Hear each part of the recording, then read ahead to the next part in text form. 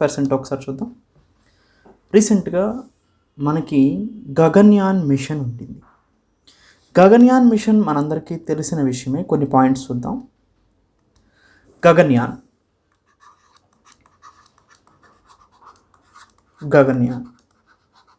గగన్యాన్ అనేది human made flight, మానవ సహిత యాత్ర. ఎక్కడికి వెళ్తారు, ఎవరు తీసుకెళ్తున్నారు? ఇస్రో ప్లాన్ చేసినటువంటి హ్యూమన్ మేడ్ ఫ్లైట్. ఇంతవరకు మనుషుల్ని మనం అంతరిక్షంలోకి పంపించలేదు. అంతరిక్షంలోకి పంపించడం అంటే ఏం లేదు, ఇది ఎర్త్ అనుకోండి. అప్రాక్సిమేట్గా 400 కిలోమీటర్స్ నుంచి 630 ఆర్ 640 ఆర్ 700 బిలో కిలోమీటర్స్ వరకు కూడా లో ఎర్త్ ఆర్బిట్ అంటారు. ఈ లో ఎర్త్ ఆర్బిట్ దగ్గరికి మనం హ్యూమన్స్ని పంపిస్తాం, ఆస్ట్రోనాట్స్ని పంపిస్తాం. వీళ్ళు వెళ్ళిన తర్వాత ఎక్కడ ఉంటారంటే, ఇంటర్నేషనల్ స్పేస్ స్టేషన్ ఉంది మనకి. ఒక క్యాప్సూల్ ఉంటుంది, ఒక గదిలాగా ఉంటుంది, భూమి చుట్టూ తిరుగుతూ ఉంటుంది అన్నమాట ఈ ఇంటర్నేషనల్ స్పేస్ స్టేషన్ అనేది. ఈ ఇంటర్నేషనల్ స్పేస్ స్టేషన్ని ఎవరు అసలు ఇంట్రడ్యూస్ చేశారు అంటే, ఇది combined project. United states of America, Russia, European space agency, China, Japan వీళ్ళందరూ కలిసి లాంచ్ చేసినటువంటి ఒక కంబైన్డ్ ప్రాజెక్ట్గా ఇంటర్నేషనల్ స్పేస్ స్టేషన్ని చెప్పుకోవచ్చు. ఇంటర్నేషనల్ స్పేస్ స్టేషన్ని అన్నీ కంబైన్డ్గా ఉన్నాయి కాబట్టి ఇప్పుడు ఎవరికి వాళ్ళు కూడా నిర్మించుకుంటున్నారు. ఎగ్జాంపుల్ చెప్పాలంటే, చైనా తియాన్గాంగ్ అనే ఒక స్పేస్ స్టేషన్ని తన ఓన్గా నిర్మించుకుంటుంది. ప్రజెంట్ మాత్రం ఆపరేషన్లో ఉన్నది 2 స్పేస్ స్టేషన్స్ అండి. ఒకటి అందరూ కంబైన్డ్గా నిర్మించినటువంటి ఇంటర్నేషనల్ స్పేస్ స్టేషన్, అంతరిక్ష పరిశోధనా సంస్థ. రెండవది చైనా నిర్మించినటువంటి తియాన్గాంగ్ స్పేస్ స్టేషన్. ఇవి 2 ఆపరేషన్లో ఉన్నాయి. అయితే ఈ ఇంటర్నేషనల్ స్పేస్ స్టేషన్ అనేది 2030, 2027 ఆ ప్రాంతంలో దీన్ని డీకమిషన్ చేస్తారు. 2030 కల్లా దీన్ని డీకమిషన్ చేస్తారు. అంటే దాని వ్యాలిడిటీ అయిపోతుందన్నమాట. ఆ లోపులోనే మనం ఇంటర్నేషనల్ స్పేస్ స్టేషన్లోకి మానవ సహిత యాత్రను చేయబోతున్నాం.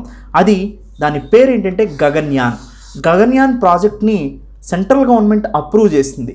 ఈ అప్రూవ్ చేసిన దాంట్లో 2 మ్యాన్ మేడ్ ప్రాజెక్ట్స్, అంటే హ్యూమన్ లేకోకుండా మానవ రహిత యాత్రలు ఒక 2 ఉంటాయి. దాంతోపాటు మానవ సహిత యాత్ర ఒకటి ఉంటుంది, హ్యూమన్ మేడ్ ఫ్లైట్ ఒకటి ఉంటుందన్నమాట. ఇది గగన్యాన్. గగన్యాన్ ద్వారా ఎర్త్ నుంచి, శ్రీహరికోట నుంచి ఇస్రో ఒక 3 ఆస్ట్రోనాట్స్ని, 3 వ్యోమగాముల్ని, ఈ 3 వ్యోమగాముల్ని ఇంటర్నేషనల్ స్పేస్ స్టేషన్లోకి ఇంట్రడ్యూస్ చేయడం జరుగుతుందన్నమాట. వీళ్ళు ఒక 3 days ఉండి మళ్ళీ వెనక్కి తిరిగి వస్తారు. ఇస్రో యొక్క హ్యూమన్ మేడ్ ఫ్లైట్ క్యాపబిలిటీస్ని తెలియజేయడం కోసం ఈ మిషన్ని మనం ఇంట్రడ్యూస్ చేస్తున్నాం. ఇంటర్నేషనల్ స్పేస్ స్టేషన్లోకి ఎందుకు హ్యూమన్స్ని పంపిస్తారంటే, ఇక్కడున్న ఆస్ట్రోనాట్స్ అనేవాళ్ళు రీసెర్చ్ చేస్తారు ఆస్ట్రోఫిజిక్స్ మీద, ఆస్ట్రానమీ మీద. ఈ రీసెర్చ్ కోసం ఇంటర్నేషనల్ స్పేస్ స్టేషన్ అనేది ఉపయోగపడుతుంది. కమ్యూనికేషన్ డెవలప్మెంట్స్కి కూడా ఇది బాగా ఉపయోగపడుతుంది అనమాట. ఇస్రో యొక్క క్యాపబిలిటీస్ ఏంటి అనేది దీనివల్ల తెలుస్తుంది. ఫ్యూచర్లో మూన్ మీదకి కానీ, మార్స్ మీదకి కానీ హ్యూమన్ మేడ్ ఫ్లైట్స్ చేయాలి అంటే ఇది మోస్ట్ ఇంపార్టెంట్ పాయింట్ అనమాట. గగన్యాన్ సక్సెస్ అవ్వాలి. చంద్రయాన్ 3 సక్సెస్ అయిన తర్వాత గగన్యాన్ని మనం ప్లాన్ చేయడం జరిగిందనమాట. ఎనీవే, గగన్యాన్ అనేది 3 ఆస్ట్రోనాట్స్ని అప్రాక్సిమేట్గా 3 to 7 days, అంటే 3 days వరకు కూడా మనం స్పేస్లోకి పంపిస్తాం, ఇంటర్నేషనల్ స్పేస్ స్టేషన్లోకి. అక్కడ నుంచి వీళ్ళు వెనక్కి తిరిగి వస్తారనమాట. ఇది గగన్యాన్ ప్రాజెక్ట్. గగన్యాన్లో మనం ఉపయోగించేటువంటి స్పేస్ ఫ్లైట్ పేరు GSLV Mark 3. దీన్ని హెవీ వెయిట్ లిఫ్టర్ అంటారు. దీన్ని ఎలిఫెంట్ అని కూడా అంటారనమాట. GSLV అనేది జియోసింక్రనస్ శాటిలైట్ లాంచింగ్ వెహికల్. దీన్నే ప్రస్తుతం మనం LVM-3 అని కూడా అంటున్నాం, GSLV Mark 3ని. ఇది 3000 కన్నా కూడా ఎక్కువ బరువు, 3000 kg కన్నా కూడా, అంటే 3 టన్నుల కన్నా కూడా ఎక్కువ బరువుని స్పేస్లోకి తీసుకెళ్ళగలిగే క్యాపబిలిటీస్ ఉంటాయి. PSLVలో 4 stages ఉంటే GSLVలో 3 stages ఉంటాయి. GSLVని మనం తీసుకున్నట్టయితే రాకెట్, దీంట్లో మనం GSLV Mark 3 ముఖ్యంగా చెప్పుకోవచ్చు. హెవీ వెయిట్స్ని మోసుకెళ్ళగలుగుతుంది. ఈ GSLV Mark 3లో మనం వికాస్ ఇంజన్ని ఉపయోగిస్తాం. ఇది most reliable and successful engine అన్నమాట. ఒక విధంగా చెప్పాలంటే ఇస్రో యొక్క ఇండిజినియస్లీ బిల్ట్ ఇంజన్గా చెప్పుకోవచ్చు వికాస్ ఇంజన్ని. దాంతోపాటు ఈ జిఎస్ఎల్వి మార్క్ 3లో 3 స్టేజెస్లో లిక్విడ్ని నింపుతారు, అందుకనే దీన్ని 3 స్టేజ్ వెహికల్ అంటారు. అయితే అప్పర్ స్టేజ్లో మాత్రం క్రయోజెనిక్ ఇంజన్ను ఉపయోగిస్తారు. మనం సొంతగా తయారు చేసుకున్న పవర్ఫుల్ క్రయోజెనిక్ ఇంజన్ ఏంటంటే CE-20 అనే ఒక క్రయోజెనిక్ ఇంజన్. ఈ క్రయోజెనిక్ ఇంజన్లో మనం హైడ్రోజన్ని నెగిటివ్ టెంపరేచర్స్ దగ్గర, ఆక్సిడైజర్ అయిన ఆక్సిజన్ని నెగిటివ్ టెంపరేచర్ దగ్గర ఉపయోగించడం వల్ల కంబషన్ ఛాంబర్లో ఎఫిషియెంట్గా ఎనర్జీ అనేది రిలీజ్ అవుతూ ఉంటుంది. దానివల్ల సో ఈ CE క్రయోజెనిక్ ఇంజన్ 20 అనేది ఇండియా ఇండిజినియస్గా తయారు చేసింది. సో స్టేజ్ 3లో దీన్ని టాప్ మోస్ట్గా దీన్ని ఉపయోగిస్తూ ఉంటుందన్నమాట. వికాస్ ఇంజన్ ఒకటి, క్రయోజెనిక్ ఇంజన్ ఒకటి, ఇవి రెండు గుర్తుపెట్టుకోవడం మనకు మోస్ట్ ఇంపార్టెంట్. ఇవి జిఎస్ఎల్వి మార్క్ 3 యొక్క specifications. As well as GSLV mark 3ని మనం చంద్రయాన్ 3ని ప్రయోగించడానికి కూడా ఉపయోగించాం. ఎందుకంటే ల్యాండర్, రోవర్, తర్వాత ఆర్బిటార్ ఇలాంటివన్నీ ఉంటాయి కాబట్టి చంద్రయాన్ 2, 3లో హెవీ వెయిట్స్ ఉంటాయి కాబట్టి జిఎస్ఎల్వి మార్క్ 3ని మనం ఉపయోగించడం జరిగిందనమాట. సో ఇది గగన్యాన్ మిషన్ గురించి కొన్ని ఇంపార్టెంట్ పాయింట్స్ని మళ్ళీ చూద్దాం. సో చూడండి, అయితే గగన్యాన్ మిషన్ సక్సెస్ కావాలి అంటే ముందు గగన్యాన్ మిషన్లో ఉన్నటువంటి కాంపోనెంట్స్ని టెస్ట్ చేయాల్సిన అవసరం ఉంది. సో ఎక్స్పెరిమెంట్ ఫ్లైట్స్ని కూడా చేయాల్సిన అవసరం ఉంది. అందుకనే ఇస్రో రీసెంట్గా Gaganyaan flight test vehicle abort mission AM-1ని ప్రయోగించింది. దీన్ని TVD-1 అంటారు. దీంట్లో మనకి 2 మాడ్యూల్స్ ఉంటాయి. ఒకటి క్రూ మాడ్యూల్, అంటే ఇప్పుడున్నటువంటి ఆస్ట్రోనాట్స్ ఎవరైతే ఉన్నారో వాళ్ళు ఉండేది. తర్వాత క్రూ ఎస్కేప్ సిస్టమ్, ఇది రాకెట్ నుంచి విడిపోయే వ్యవస్థ అన్నమాట.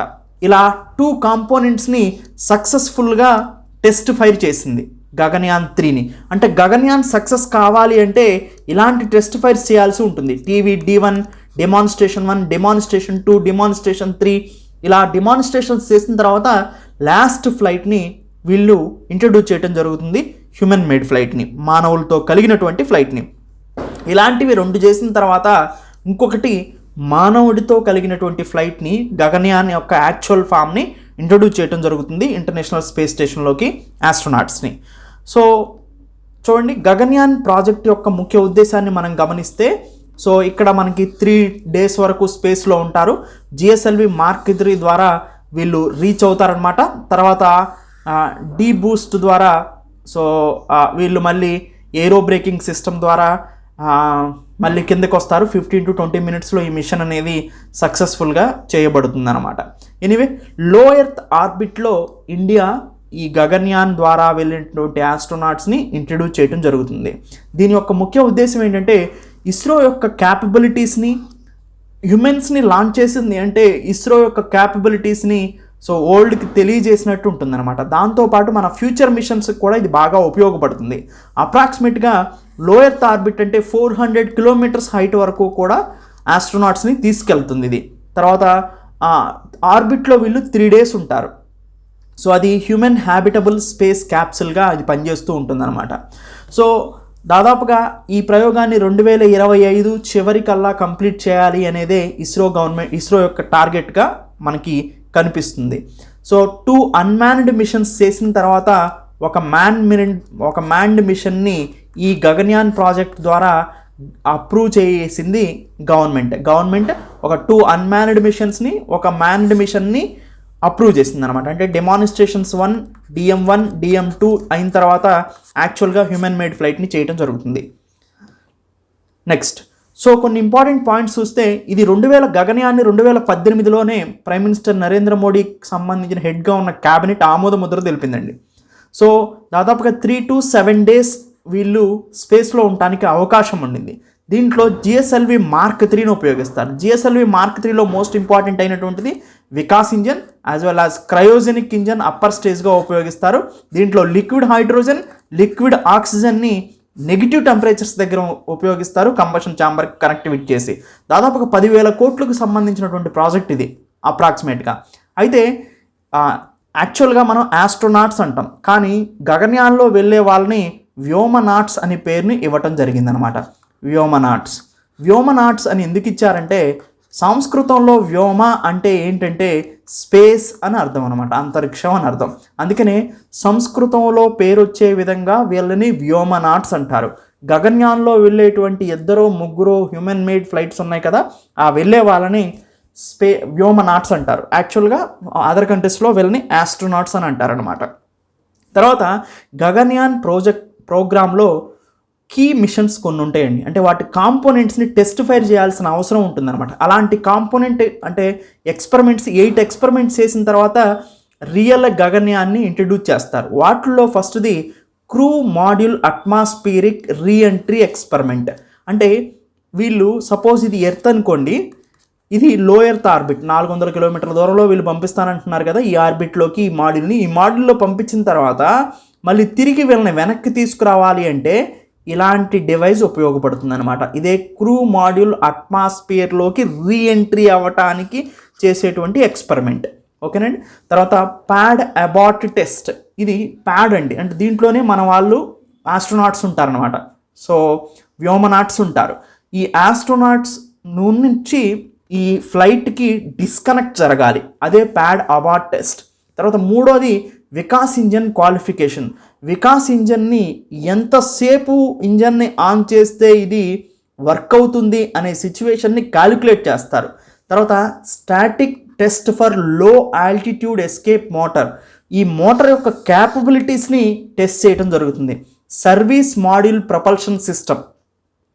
సో చూడండి, సర్వీస్ మాడ్యూల్ ప్రపల్షన్ సిస్టమ్. ఈ సర్వీస్ మాడ్యూల్ ప్రపల్షన్ సిస్టమ్ అనేది స్పేస్ క్రాఫ్ట్కి ముఖ్యమైనటువంటి కాంపోనెంట్స్ని అందిస్తుంది. వాటిల్లో ఆక్సిజన్ని, స్పేస్ క్రాఫ్ట్లో ఆక్సిజన్ని, వాటర్ని, ప్రొపలెంట్ని, హైడ్రోజన్ని పంప్ చేసేటువంటి సిస్టమ్ అనమాట.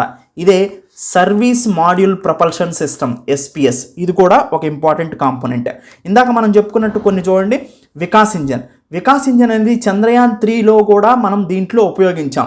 అంటే జిఎస్ఎల్వి మార్క్ 3లో వికాస్ ఇంజన్ని మనం ఉపయోగించాం. వికాస్ అంటే సంస్కృతంలో ప్రోగ్రెస్ అని అర్థం అనమాట, వికసించటం అని అర్థం. సో దాదాపుగా 25 సెకండ్స్ వికాస్ ఇంజన్ని మనం టెస్ట్ ఫైర్ చేసాము నార్మల్గా ఇక్కడే. అంటే సో చూడండి, ఇది వికాస్ ఇంజన్ని టెస్ట్ చేస్తారు, ఎంతసేపు ఇది ఆ ఫ్యూయల్తో రన్ అవ్వగలుగుతుంది అనేది. దాన్ని బేస్ చేసుకొని వికాస్ ఇంజన్ ఎంత స్ట్రాంగ్, ఎక్కడ ఉపయోగించాలి, ఫెయిల్యూర్ లేకుండా ఉందా, ఏమైనా ఇబ్బందులు ఉన్నాయా అని చెక్ చేసుకొని అప్పుడు గగన్యాన్ మిషన్లో ఉపయోగించే జిఎస్ఎల్వి మార్క్ 3 ఆర్ LVM 3లో దీన్ని ఉపయోగించడం జరుగుతుంది అనమాట. సో దాంతోపాటు ఇంకా కాంపోనెంట్స్ని మనం గమనించినట్లయితే ఆల్రెడీ మనం మాట్లాడాం. CE-20 దీన్ని క్రయోజెనిక్ ఇంజన్ అంటారు, క్రయోజెనిక్ రాకెట్ ఇంజన్ అంటారనమాట. దీన్ని తయారు చేసింది ఎవరంటే liquid propulsion system centre, LPSC అనే సంస్థ తయారు చేసింది. ఇది ఇస్రో కింద పనిచేసేటువంటి ఒక ఇంపార్టెంట్ ఆర్గనైజేషన్ అండి. ఇండియన్ స్పేస్ రీసెర్చ్ ఆర్గనైజేషన్ కింద లిక్విడ్ ప్రపల్షన్ సిస్టమ్ సెంటర్ ఉంటుంది. ఈ LPSCనే ఈ క్రయోజెనిక్ ఇంజన్ని తయారు చేసింది. ఈ క్రయోజెనిక్ ఇంజన్ని మనం జిఎస్ఎల్వి మార్క్ 3 అనే రాకెట్లో అప్పర్ స్టేజ్లో ఉపయోగిస్తాం అనమాట. దీన్ని LVM 3లో అప్పర్ స్టేజ్లో ఉపయోగిస్తాం. క్రయోజెనిక్లో హైడ్రోజన్ని -253 డిగ్రీల సెంటిగ్రేడ్ దగ్గర, ఆక్సిజన్ని -183 డిగ్రీల సెంటిగ్రేడ్ దగ్గర మనం నెగిటివ్ టెంపరేచర్లో స్టోర్ చేసి కంబషన్ ఛాంబర్కి అందిస్తాం. దానివల్ల ఫ్యూయల్ ఎకానమీ అనేది పెరగడానికి అవకాశం ఉంటుంది. లాంగ్ డిస్టెన్స్లో ఇంజన్ అనేది రిలయబుల్గా వెళ్ళడానికి అవకాశం ఉంటుందన్నమాట. సో ఈ CE-20ని మొట్టమొదటిసారిగా 2017లో చంద్రయాన్ 3 మిషన్లో ఉపయోగించడం జరిగింది. దీని క్యాపబిలిటీస్ అనేది హయ్యర్గా ఉన్నాయన్నమాట. అందుకనే సుదూరమైనటువంటి దూరాలకు వెళ్ళేవి కానీ లేదా హైలీ క్యాపబుల్ మిషన్స్ ఏవైతే మనం క్యాపబుల్గా ఆ మిషన్ ఉండాలనుకుంటున్నామో ఆ మిషన్లన్నింటిలో ముఖ్యంగా జిఎస్ఎల్వి హెవీ వెయిట్స్ లిఫ్ట్ చేయడానికి జిఎస్ఎల్వి మార్క్ 3 కానీ లేదా LVM 3లో కానీ అప్పర్ స్టేజ్లో ఈ క్రయోజెనిక్ ఇంజన్, అప్పర్ స్టేజ్ అంటే ఏం లేదండి top most stage, third stage, ఈ అప్పర్ స్టేజ్లో ఈ క్రయోజెనిక్ ఇంజన్ని ఉపయోగించడం జరుగుతుందన్నమాట. ఇది క్రయోజెనిక్ ఇంజన్ గురించి. సో ఇక్కడతో మనం గగన్యాన్ మిషన్ గురించి కంప్లీట్గా పూర్తిగా డీటెయిల్స్ని మనం తెలుసుకున్నాం. సో గగన్యాన్ మిషన్ ఇస్రో యొక్క హెడ్గా చెప్పుకోవచ్చు అనమాట. ఎందుకంటే ఇది కనుక సక్సెస్ అయితే ఇంతవరకు హ్యూమన్ మేడ్ ఫ్లైట్స్ చేసింది ఓన్లీ 3 కంట్రీస్ మాత్రమే. ఒకటి USA, రష్యా, చైనా. తర్వాత 4వది భారతదేశం అవడానికి ఎక్కువ ఛాన్సెస్ ఉన్నాయి దీనివల్ల. సో ఇది గగన్యాన్ మిషన్ అండి. సైన్స్ అండ్ టెక్నాలజీకి సంబంధించినటువంటి ఇంపార్టెంట్ టాపిక్ ఇది.